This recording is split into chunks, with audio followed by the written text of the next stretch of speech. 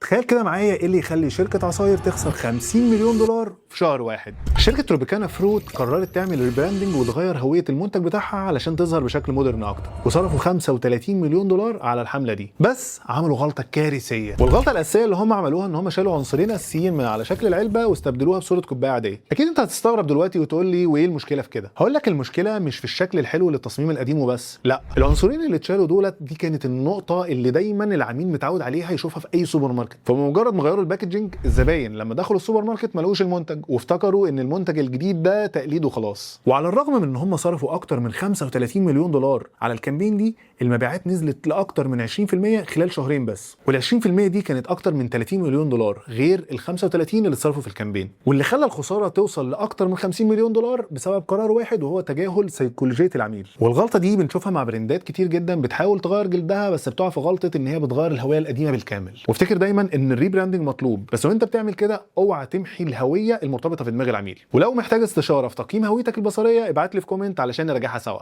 انا عبد الرحمن عادل، بقدم محتوى عن البيزنس والماركتنج. لو حابب تسمع اكتر تابع فيديوهاتي. شكرا جدا ليكم.